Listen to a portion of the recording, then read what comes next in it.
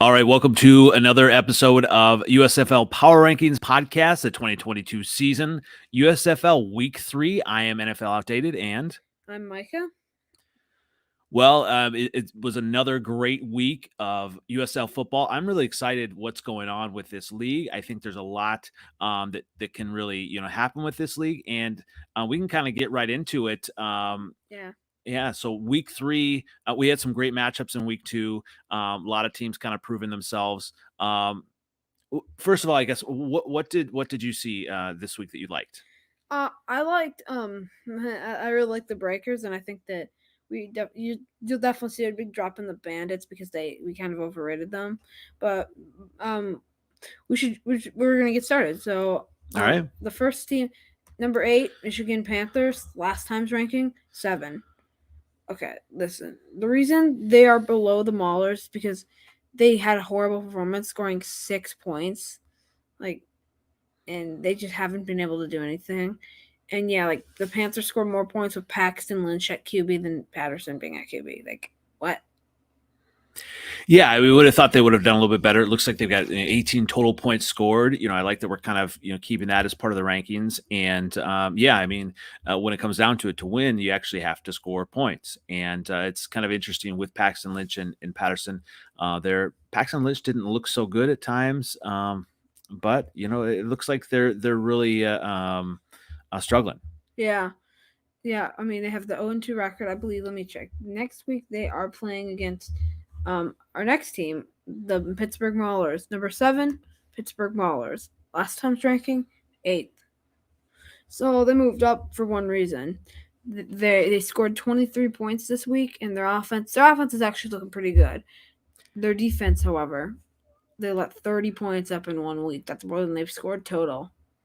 Yeah, I mean, it's a tough. They had a really tough matchup. They've got a really good connection. Josh Love to Bailey Gaither, the quarterback to wide receiver from San Jose State. So it's a great connection. Yeah. They had some great plays, and it looks like Josh Love did well. But he just wasn't clutch enough to kind of get through. So they looked a little bit better. And now they've got a really an opportunity this week coming up in week 3. Up. Yeah, they can keep going. So that'll bring us to our next team. Okay, before we get into this one, this is going to be very controversial. And you might be like, Michael, why? Well, let's get to the next team. Number 6, New Jersey Generals. Last time's ranking 4th. Okay, my reasoning for this is them scoring 10 points against a terrible Panthers defense. 10 points. And a lot of other teams just played a lot better. And, I mean, I really do want to put them here, but I think they'll move up next week if they win next week. Yeah, I mean, you would think that they would do a little bit better. Michigan Panthers, don't have the defense that you would expect to do so well. So, we need more from the Generals to kind of move back into that top tier. Yeah. So, the next team is the Philadelphia Stars. Last time's ranking 6. They're the lowest team that has scored a lot. They're the lowest really high offense. Their offense is perfect. The defense is not very good. Oh, so you think that they're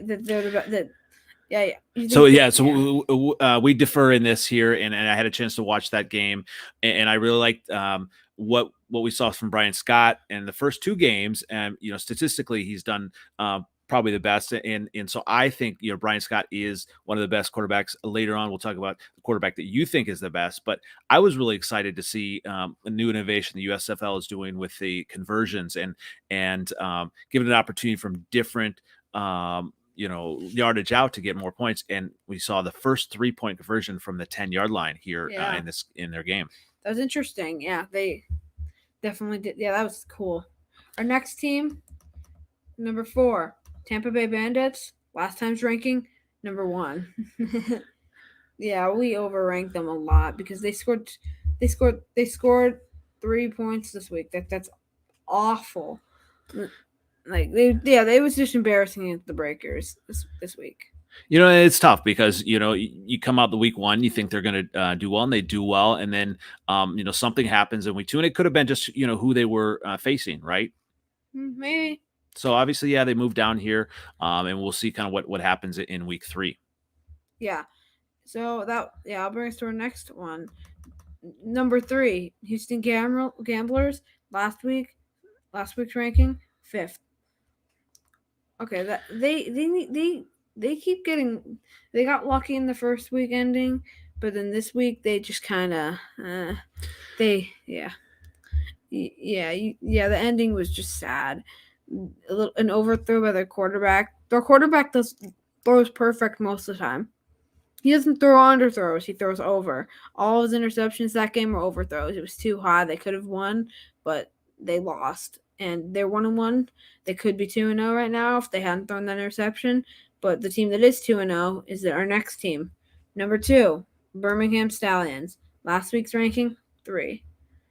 Okay, so they are so clutch. They have the best offense ranked points wise in the league, and I think they're best. They're, in my opinion, the best quarterback in the league, Jamar Smith. Mm-hmm. They have a clutch defense, and this week they have a big showdown against the Breakers because they have scored 61 points. That's top. That's first in the league. But when I look at the defensive, the Breakers have allowed 20 total points to be scored.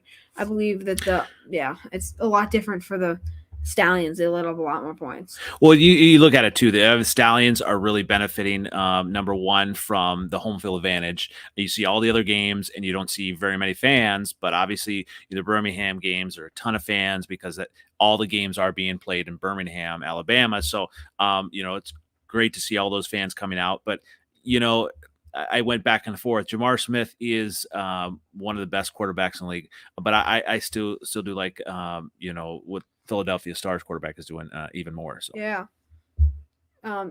So their next team, number 1, New Orleans Breakers. Last time's ranking 2nd. So they're 2-0. They're my favorite team. It's my New Orleans Breakers. They have their second best points scored in the league. Oh, dang, they should be not, but they should have the most points. But hey, they scored 57, the best defense in the league with Davin Bellamy with and a total of 20 points allowed so far. Jonathan Adams highlight catch, and Kyle Sloter is just such a good quarterback. Like, he is so good. Yeah, absolutely. You see kind of what he was part of the NFL, and he's really kind of coming into his own as a quarterback. I mean, they really have it all, and the Breakers really put the league on notice. They really put the league on notice to say that they are for real, and maybe they are the team to beat. So we'll really see.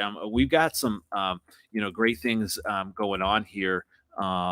For next week, but it was thank you sports videos here for appreciate that. And we're excited that we're able to do this. We're excited for the USFL, and really so far in 2 weeks there have been some exciting games, like all the innovations, and you really like what the Breakers are doing.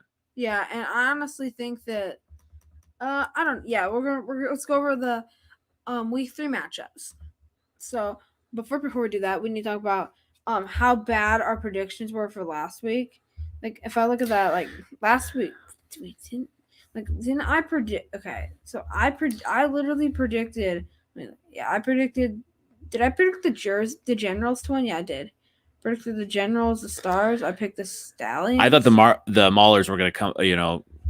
Be able to kind of win there. I also thought my team. I'm the Houston Gamblers fan. I thought that they were going to win.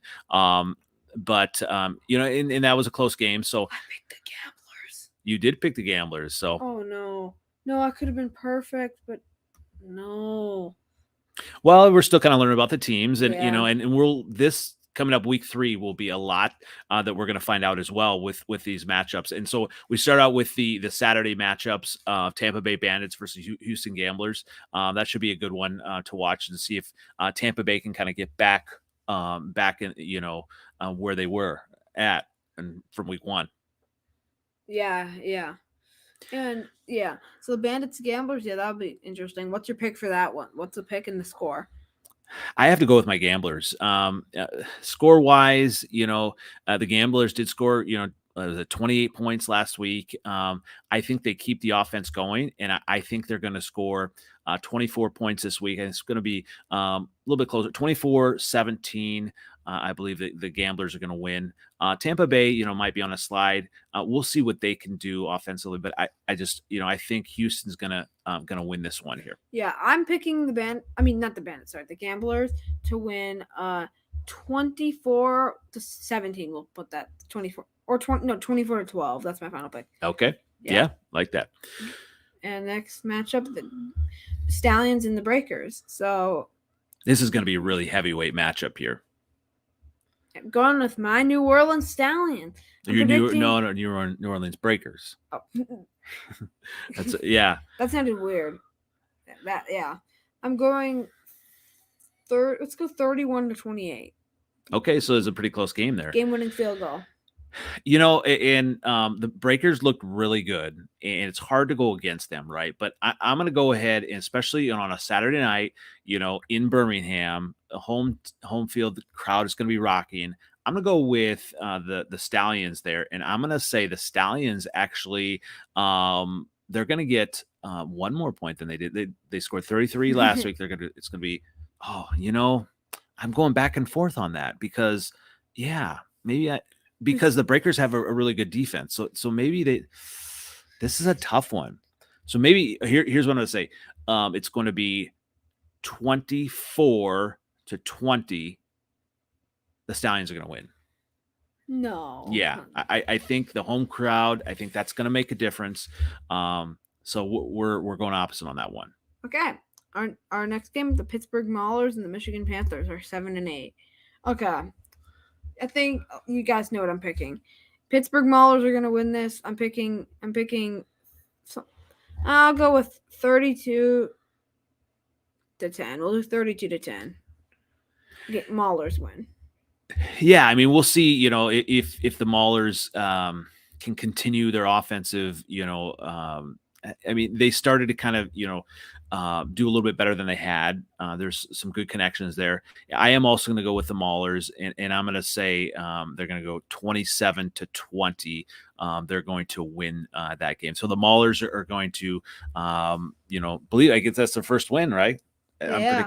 We're predicting their first win. So, we're both going with Pittsburgh. 0-3 to the Panthers. Yeah.